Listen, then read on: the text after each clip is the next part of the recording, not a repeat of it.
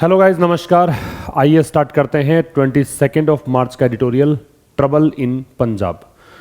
तो पंजाब में समस्या को लेकर आर्टिकल है। जो सेपरेटिस्ट हैं, जो फैनेटिसिज्म देखने को मिल रहा है, जो कट्टरता देखने को मिल रही है, उसको लेकर ये एडिटोरियल लिखा गया है, ट्रबल इन पंजाब। तो एक एक चीज़ को डिस्कस करते हुए चलेंगे। और मैं बता दूं आपको सेशन स्टार्ट करने से पहले कि इस सेशन का PDF आप प्राप्त कर सकते हैं टेलीग्राम चैनल से। लिंक आपको दिया हुआ होता है डिस्क्रिप्शन में। लिंक आपको एप्लीकेशन का भी दिया हुआ रहता है, आशीष क्लासेस एप्लीकेशन का लिंक, और साथ में आपको लिंक मिलेगा इंस्टाग्राम का। तो उन सब प्लेटफॉर्म्स पे आप जुड़ें, निश्चित रूप से आपको कुछ ना कुछ बेनिफिट तो ज़रूर मिलेगा ही। तो यहाँ पे ट्रबल इन पंजाब जो एडिटोरियल है, इसमें आप देख लें कि ट्रबल जो शब्द है वो है नाउन, इन है वो है प्रेपोजिशन, और प्रेपोजिशन कभी अकेला नहीं आता है, इसके बाद में आता है नाउन। तो पंजाब भी क्या है? नाउन। और पंजाब प्रॉपर नाउन है क्योंकि किसी भी जगह का नाम, किसी भी स्थान का, किसी भी व्यक्ति का नाम, वो सब प्रॉपर नाउन में इंक्लूड किए जाते हैं।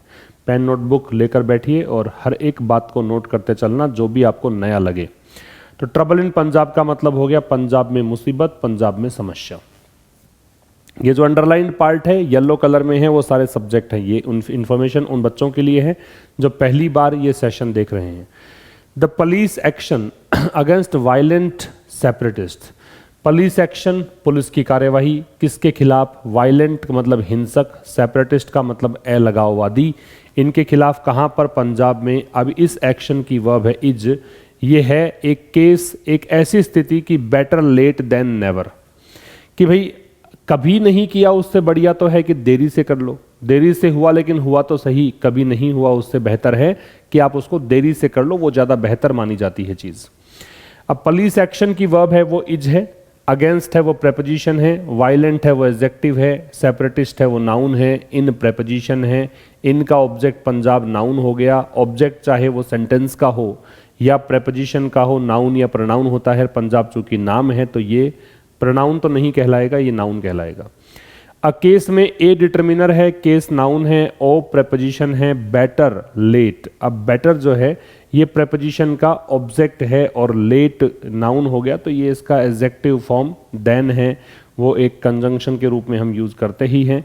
और नेवर दे रखा है, वो इसका मतलब इस कंजंक्शन के बाद में, जैसे यहाँ पे लेट दे रखा था वैसे ही नेवर। वैसे नेवर होता है एडवर्ब ऑफ फ्रीक्वेंसी का शब्द, ठीक है।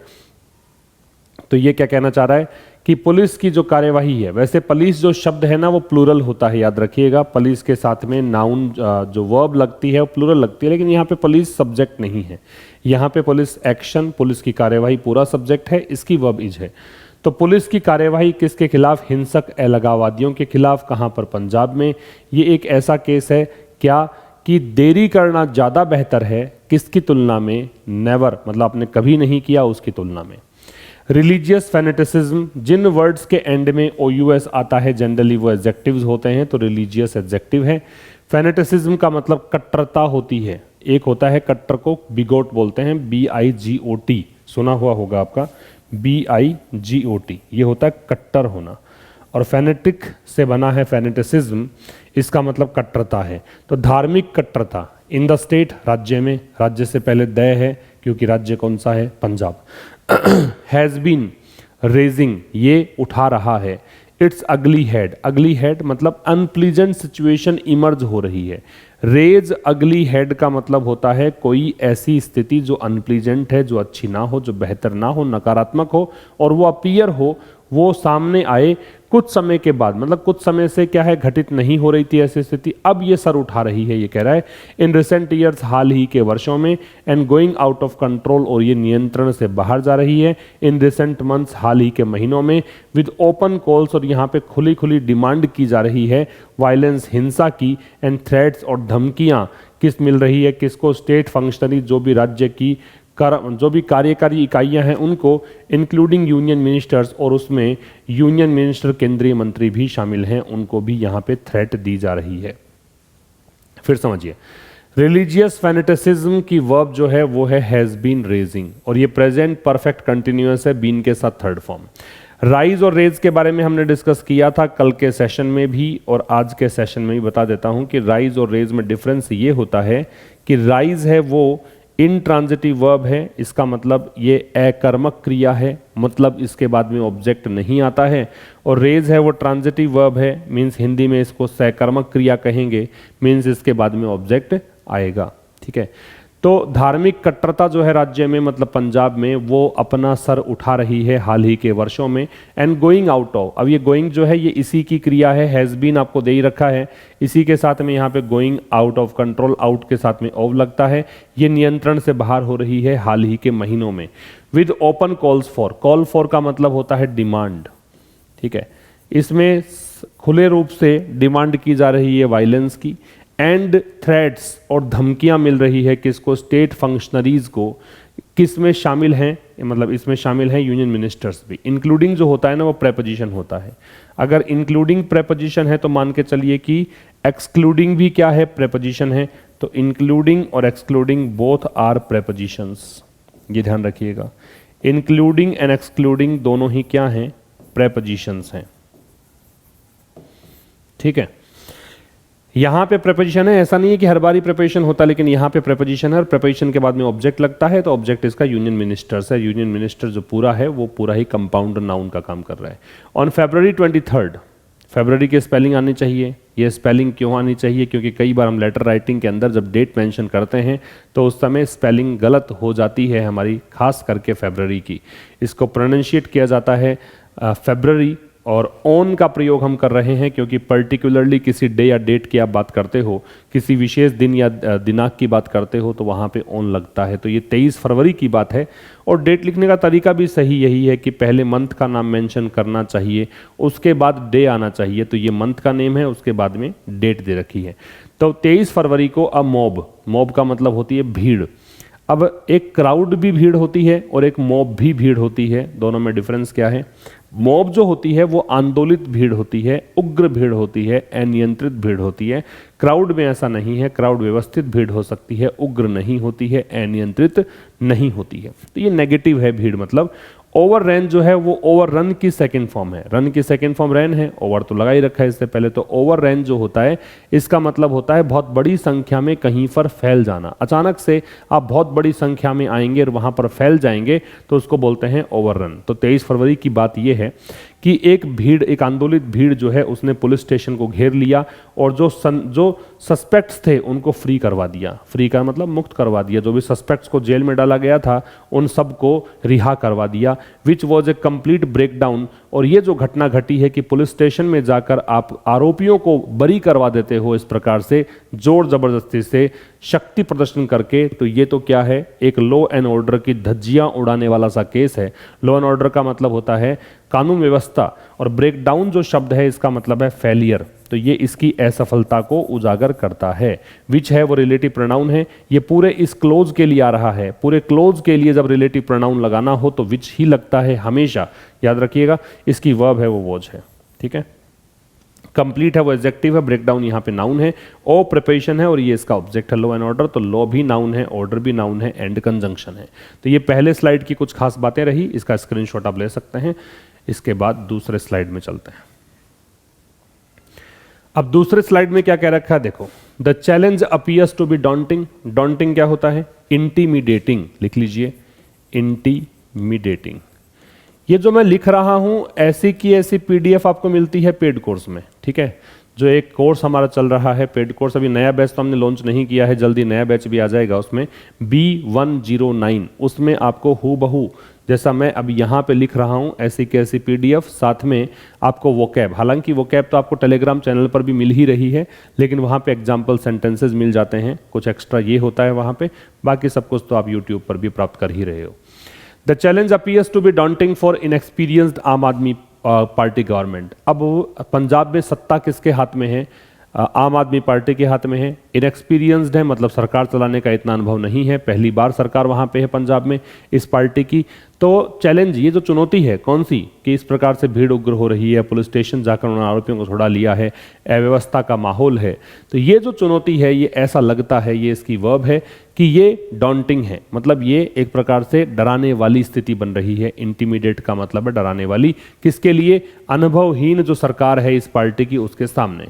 एंड द सिचुएशन नीड्स, और ये जो स्थिति है इसको आवश्यकता है, ये इसकी वर्ब है, मोर विजिबल कोऑर्डिनेशन, कोऑर्डिनेशन का सहयोग। विजिबल का मतलब जो देखने में आए।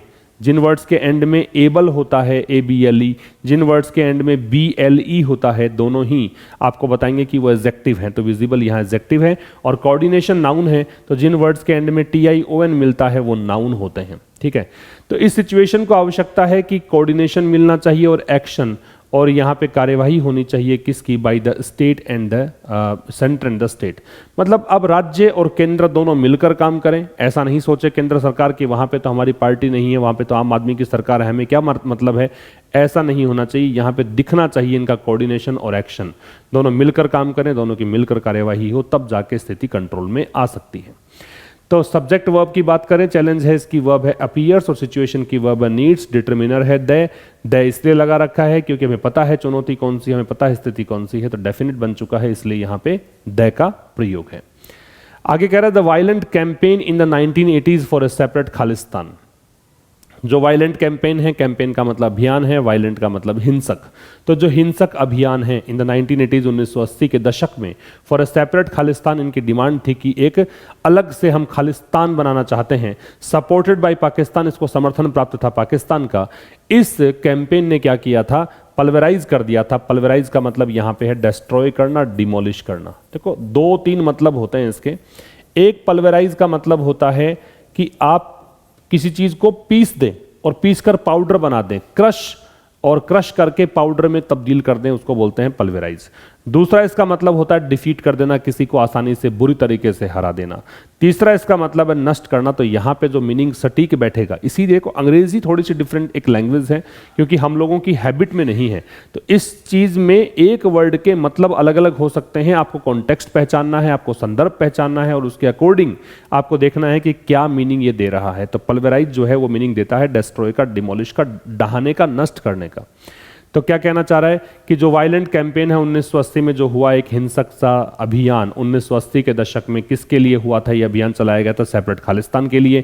और इस अभियान को सपोर्ट प्राप्त था पाकिस्तान का। यहाँ पे जो सपोर्टेड है ये पोस्ट एडजेक्टिव है। जब एडजेक्टिव नाउन के बाद में लगता है तो उसे आप कहते हैं पोस्ट एडजेक्टिव। तो ये सेपरेट खालिस्तान का एडजेक्टिव है और बाई पाकिस्तान, बाई हो गया प्रेपोजिशन और ये इसका हो गया ऑब्जेक्ट पाकिस्तान नाउन, क्योंकि देश का नाम है।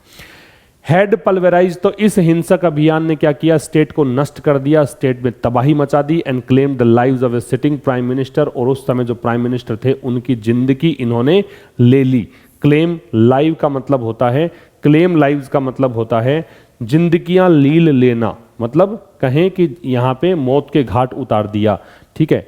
एंड थाउजेंड्स ऑफ इनोसेंट्स, और हजारों, थाउजेंड्स लिखा क्योंकि इससे पहले कोई संख्या नहीं है। जब थाउजेंड के पहले कोई संख्या नहीं हो, 100 से पहले कोई संख्या नहीं हो, तो फिर इसमें प्लूरल बनाना पड़ता है, इनको थाउजेंड्स करना पड़ेगा और इसके बाद में ओ भी लगता है। तो हजारों जो निर्दोष लोग हैं वो मारे गए इन अ जीनोसाइडल आउटरेज। किस में, एक उस आउटरेज में। देखो एल एंडिंग वर्ड्स भी एडजेक्टिव होते हैं, तो ये एडजेक्टिव है। आउटरेज है वो नाउन है। आउटरेज का मतलब होता है एंगर, गुस्सा, और ये जीनोसाइडल है वो है जीनोसाइड से संबंधित, रिलेटिंग टू या रिलेटेड टू जीनोसाइड। जीनोसाइड क्या होता है, जीनोसाइड का मतलब होता है कार्नेज। कार्नेज क्या होता है, नरसंहार, जनसंहार, बहुत बड़ी संख्या में लोगों को मार देना। ठीक है। तो हजारों निर्दोष लोगों की जिंदगियां यहां पे चली गई, किस में, उस गुस्से में, उस आगजनी में, जो कि नरसंहार का रूप जिसने ले लिया था। और इसका टारगेट क्या था, सिख कम्युनिटी, सिख समुदाय को टारगेट करके ये सब हुआ था। ठीक है। तो ये है दूसरे स्लाइड में, इसका स्क्रीनशॉट आप ले सकते हैं। फिर कह रहा है दैट ट्रॉमा, ट्रॉमा होता है मानसिक आघात, एक प्रकार से सीवियर शॉक जो होता है, बहुत ही गहरा आघात जो होता है, उसे कहते हैं हम क्या, ट्रॉमा। तो ये जो एक आघात था, शुड नॉट बी अलाउड, इसको अलाउ नहीं किया जाना चाहिए कि वापस ही लौटे। जो 1980 के दशक में हो चुका था वो फिर से ना आ जाए। एंड टॉर्मेंट, टॉर्मेंट का मतलब होता है किसी को प्रताड़ित करना, पीड़ित करना, किसी को समस्या में डालना। एक प्रकार से इसको प्लेग कहा जा सकता है, ट्रबल कहा जा सकता है, किसी को समस्या में डालना। और कहीं ऐसा ना हो कि ये फिर से कम्युनिटी कौन सी, सिख कम्युनिटी, ठीक है, इसको ये खतरे में डाल दे या भारत को खतरे में डाल दे, इसकी अनुमति इसको नहीं मिलनी चाहिए। ये पैसिव का स्ट्रक्चर है। क्यों है, क्योंकि बी के साथ में थर्ड फॉर्म दे रखी है। तो वो जो ट्रॉमा है, ये वो जो मानसिक आघात, एक सीवियर शॉक था 1980 के दशक वाला, इसको अलाउ नहीं किया जाना चाहिए कि वो वापस लौटे और टॉर्मेंट करे कम्युनिटी को या भारत को। 6 are a highly mobile and enterprising community. Enterprising क्या होता है, मोबाइल क्या होता है? मोबाइल का मतलब है जिसको एक स्थान से दूसरे स्थान तक ले जाया जा सके। तो सिख लोग जो हैं वो फैल चुके हैं हर तरफ। एंटरप्राइजिंग का मतलब होता है जो नए नए विचार, जिनको सोचने समझने की क्षमता होती है, जो बिजनेस को अलग टाइप से कर सकते हैं, अलग इनोवेटिव आइडियाज ला सकते हैं, वो कहलाते हैं एंटरप्राइजिंग। तो सिख के बारे में कहा गया है कि ये बहुत ज़्यादा मोबाइल मतलब चलती फिरती, घूमती फिरती, इधर से उधर शिफ्ट होने वाली और एक ऐसी कम्युनिटी है जो एंटरप्राइजिंग है। इनके पास नए नए विचार हैं, बहुत अच्छे से बिजनेस करते हैं। Now spread around the world, और अब ये पूरे विश्व भर में फैल चुकी है। वर्ल्ड के पहले हमेशा द लगेगा तब तक जब तक कि इसका मतलब भौगोलिक रूप से दुनिया हो। एक आप ये कहो कि मेरी अपनी दुनिया, मेरी अपनी लाइफ, वहाँ पे आप वर्ल्ड के पहले द नहीं लगाएंगे। अदरवाइज भौगोलिक दृष्टिकोण से जो विश्व है उसकी बात कर रहे हो तो वहाँ पे द लगाओगे। तो सिख कम्युनिटी जो है अब फैल चुकी है कहाँ पर? पूरे विश्व भर में। ठीक है, अब ये स्प्रेड जो है ना, ये तीनों फॉर्म सेम ही होती है इसकी, first form, second form, third form, इसलिए यहाँ पे स्प्रेड है वो सेकंड फॉर्म माननी पड़ेगी। But economic and social stagnation, stagnation क्या होता है? ये होता है इन एक्शन, मतलब इन एक्टिविटी। निष्क्रियता कह दो, गतिहीनता कह दो, ठीक है, गतिहीनता कह सकते हो। जब प्रोग्रेस रुक जाए, गतिहीनता आ जाए तो उसको बोलेंगे stagnation. Taking its toll, take one toll का मतलब होता है have adverse impact, have adverse effect, विपरीत असर डालना, बुरा प्रभाव डालना, उसे कहते हैं क्या? Take its toll. ये फ्रेज है। फ्रेज क्यों बोला? क्योंकि फ्रेज का मतलब वाक्यांश होता है और वाक्यांश का मतलब होता है ग्रुप ऑफ वर्ड्स, शब्दों का समूह। तो यहाँ पे 1, 2 और 3 शब्द हैं, तो ये शब्दों का समूह है, इसलिए इसको क्या बोलेंगे? फ्रेज बोलेंगे। लेकिन कह रहा है कि आर्थिक और सामाजिक स्थिति जो है, स्टैग्नेशन जो है, आर्थिक और सामाजिक जो गतिहीनता है, जो प्रोग्रेस नहीं हो रही है, ये बुरा असर डाल रही है। ठीक है, एक तरफ तो प्रशंसा कर दी सिख कम्युनिटी की, दूसरी तरफ इसकी नेगेटिव जो इसका एस्पेक्ट था वो बता दिया। Agriculture is facing a crisis, crisis का मतलब संकट होता है। और बता दूं मैं आपकी जानकारी के लिए कि क्राइसिस सिंगुलर है। क्राइसिस कैसा नाउन है? सिंगुलर। तो फिर इसका प्लूरल भी बनेगा, इसका प्लूरल बनेगा क्राइसीज। ये कैसा नाउन है? प्लूरल। ठीक है, तो कह रहे agriculture is facing a crisis, कृषि जो है उसको समस्या का सामना करना पड़ रहा है। And drug abuse is rampant, drug abuse का मतलब नशाखोरी की लत जो है वहां पे पंजाब में वो रैम्पेंट है। रैम्पेंट क्या होता है? रैम्पेंट सबसे पहले तो वर्ड कैटेगरी डाल लीजिएगा कि एडजेक्टिव होता है। क्यों होता है एडजेक्टिव? क्योंकि ये इज जो है वो लिंकिंग वर्ब है और इसकी जो कॉम्प्लीमेंट है वो ये है, और कॉम्प्लीमेंट जो होता है वो नाउन, प्रोनाउन या एडजेक्टिव होता है। नाउन या प्रोनाउन ये है नहीं, तो ये एडजेक्टिव कहलाएगा रैम्पेंट। रैम्पेंट का मतलब होता है अनकंट्रोल्ड, अनियंत्रित। इसे आप अनचेक्ड भी कह सकते हो, अनकंट्रोल्ड या अनचेक्ड, अनियंत्रित। ठीक है, तो एग्रीकल्चर जो है उसको समस्या का सामना करना पड़ रहा है, संकट का सामना करना पड़ रहा है, और वहां पे नशाखोरी की लत जो है वो अनियंत्रित रूप से बढ़ रही है। ट्रबल मेकर्स, जो मुसीबत पैदा करने वाले, देखिए असामाजिक तत्व तो हर जगह ही होते हैं और ये चाहते हैं कि कहीं भी शांति ना रहे, और ये अपना मकसद फुलफिल करने के लिए कुछ भी करवा देते हैं। तो ट्रबल मेकर्स जो हैं वो स्मेल कर रहे हैं अपॉर्चुनिटी, मतलब इनको एक अवसर नजर आ रहा है कि वो इंसाइट वायलेंस, इंसाइट का मतलब है प्रोवोक करना, या फिर आप इसे कहेंगे इंस्टिगेट करना। ये चाहते हैं कि यहाँ पे हिंसा भड़क जाए। ठीक है, ये इस चीज में अपना एक अवसर देख रहे हैं। इसका स्क्रीनशॉट आप ले सकते हैं। फिर कह रहा है a wound that is allowed to fester. Fester क्या होता है? फेस्टर का मतलब मवाद भर जाना होता है किसी घाव में। घाव और ज्यादा मतलब कहें घाव बहुत ज्यादा बुरी स्थिति में पहुंच जाए तो उसको बोलते हैं फेस्टर करना। ठीक है, एक वुंड, वुंड मतलब घाव, इसको वुंड पढ़ा है मैंने। जब एक घाव होगा तो इसको वुंड पढ़ा जाता है। दैट इज अलाउड, एक घाव जिसको अलाउ कर दिया जाए कि वो फेस्टर हो जाए, मतलब उसमें मवाद पड़ जाए। विल सिकन, तो फिर क्या होगा? ये पूरे के पूरे शरीर को बीमार कर देगा। सिकन का मतलब बीमार करना। जिन वर्ड्स के एंड में ईएन लगता है वो वर्ब बन जाते हैं, जैसे स्ट्रेंथन, वीकन ये हो गया सीकन, है ना, एनलाइवन, तो ये सब क्या बन जाते हैं, वर्ब्स। जिन वर्ड्स के एंड में ईएन होता है वो वर्ब्स बन जाती हैं। तो एक घाव जिसको कि अलाउ कर दिया जाए फेस्टर करने के लिए, मवाद भर जाए उसमें, ऐसा अगर आप होने दोगे, ध्यान नहीं रखोगे, तो ये पूरे शरीर को क्या कर देगा, बीमार कर देगा। द होल, याद रखिए, होल के पहले द लगता है, होल एक डिटर्मिनर है, द लगेगा, और ओल के बाद द लगता है, ओल अगर आएगा तो उसके बाद द लगेगा, होल अगर आएगा तो द पहले लगेगा। ये बात आपको ध्यान रखनी है, इंपॉर्टेंट है, ठीक है। फिर कह रहा है द लूमिंग ट्रबल, लूमिंग का मतलब है होवरिंग, जो मंडरा रही है, या फिर कहें अबाउट टू हैपन, जो जल्द ही घटित होने वाला है, वो कहलाता है क्या, लूमिंग, ठीक है। ये हमारे राजस्थान की भाषा में तो हम बोलते हैं ये लूमना भी, ये क्यों लूम रहा है, लूम रहा है मतलब मंडरा रहा है। तो the looming trouble, looming adjective है, ट्रबल नाउन है, द डिटर्मिनर है, और जब आईएनजी फॉर्म में कोई एडजेक्टिव आता है तो उसको हम प्रेजेंट पार्टिसिपल नाम देते हैं, तो ये प्रेजेंट पार्टिसिपल है। तो लूमिंग ट्रबल जो पंजाब में है, पंजाब में जो समस्या मंडरा रही है, इज बीइंग इन्फ्लेम्ड, इन्फ्लेम का मतलब है प्रोवोक करना, उकसाना, इंसाइट करना, तो वो भड़काई जा रही है समस्या, समस्या को और बदतर किया जा रहा है बाय ए मिक्स, एक मिक्स के द्वारा, मिश्रण है कुछ चीजों का। एक तरफ तो क्या है, धार्मिक कट्टरता, दूसरी तरफ क्या है, विदेशों की सहायता, मतलब विदेशों की सहायता से वहां पे जो अवसरवाद का खेल खेला जा रहा है।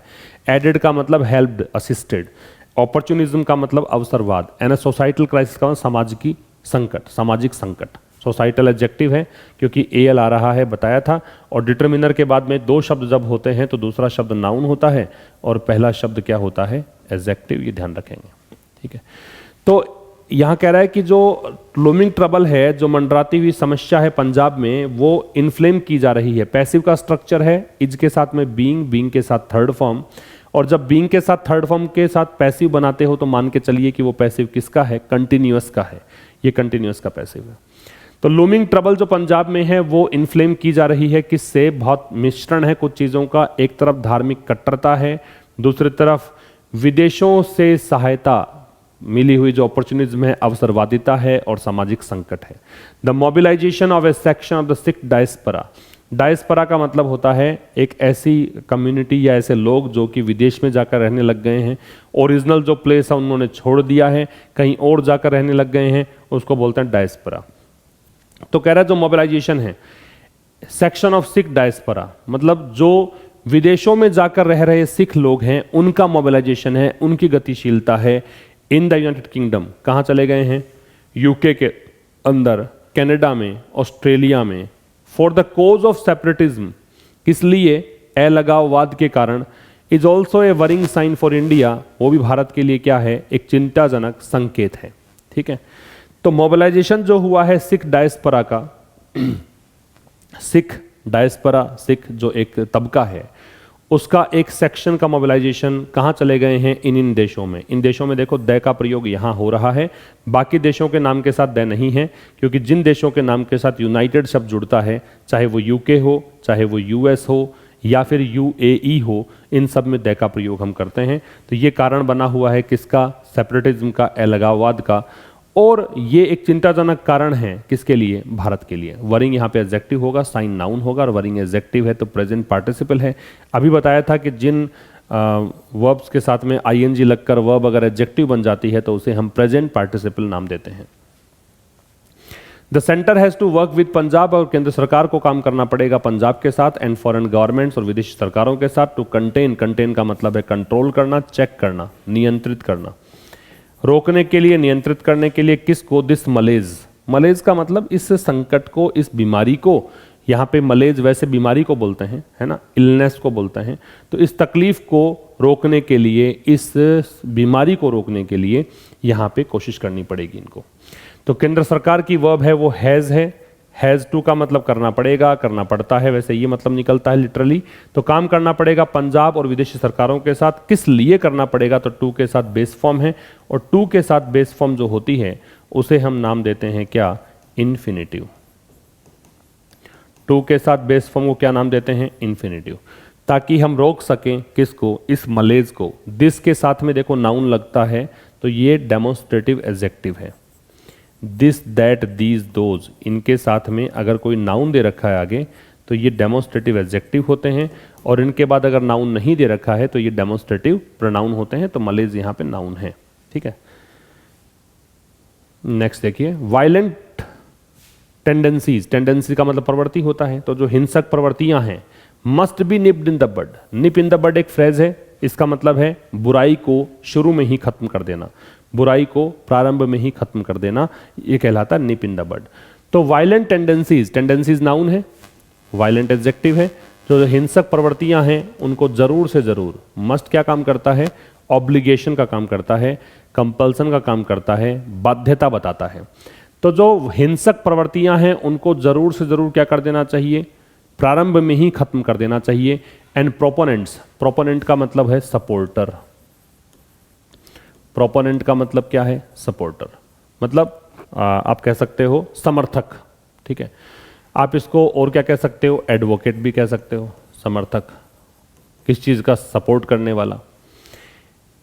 तो ये कह रहा है कि जो भी सपोर्टर्स हैं हेट के, जो नफरत को समर्थन कर रहे हैं, जो नफरत फैलाने वाले लोग हैं, उनको जरूर से जरूर कीमत चुकानी पड़ेगी, ठीक है। पे अ प्राइस का मतलब कीमत चुकानी पड़ेगी।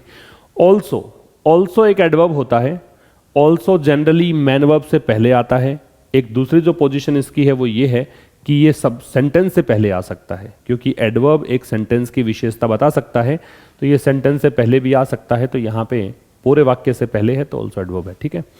Also there has to be a conscious effort, अब देयर से स्टार्ट है तो ये हैज जो है ये इसकी वर्ब है, टू बी की, टू बी जो है वो इन्फिनिटिव है, टू के साथ बेस फॉर्म। तो कह रहा है साथ में यहाँ पे एक कॉन्शियस एफर्ट भी होना चाहिए, एक सजग प्रयास भी होना चाहिए, किस लिए, कम्युनिकेट करने के लिए, बातचीत करने के लिए, किसके साथ, सिख समुदाय के साथ। एट लार्ज का मतलब होता है इन जनरल, सामान्य तौर पर। टू आइसोलेट, ताकि अलग थलग किया जा सके, आइसोलेट का मतलब अलग थलग करना, सेपरेट करना, किसको, टॉक्सिक एलिमेंट्स, टॉक्सिक का जहरीले, एलिमेंट्स तत्व, जो असामाजिक तत्व हैं, जो जहर फैला रहे हैं समाज में, उनको अलग थलग करने के लिए इनसे बात करने की भी जरूरत है। To the whole word, to the word, मैंने कहा था द लगेगा वर्ड से पहले, तो यहां भी द है। तो दुनिया के लिए, एंड टू सिटीजन्स, और नागरिकों के लिए, the message must be clear, message तो बिल्कुल स्पष्ट होना चाहिए। तो दुनिया के लिए और सिटीजन्स के लिए संदेश जो है बिल्कुल क्लियर होना चाहिए। क्या संदेश होना चाहिए कि that India remains a multi religious and multi cultural nation, कि भारत जो है बना हुआ है, अभी भी है, क्या, मल्टी रिलीजियस मतलब जहाँ पे अलग अलग धर्म हैं, अलग अलग संस्कृतियां हैं, वो राष्ट्र है जहाँ पे बहुत सारे धर्म हैं। मल्टी का मतलब अनेकों होता है, और बहुत सारी संस्कृतियां हैं। दैट डज नॉट टॉलरेट और रिक्वायर सेपरेटिज्म, और ये ऐसा राष्ट्र है, राष्ट्र के लिए दैट है जो सहन नहीं करता है। टॉलरेट का मतलब होता है एंड्योर करना, सहन करना, या फिर इसे कहेंगे पुट अप विद करना,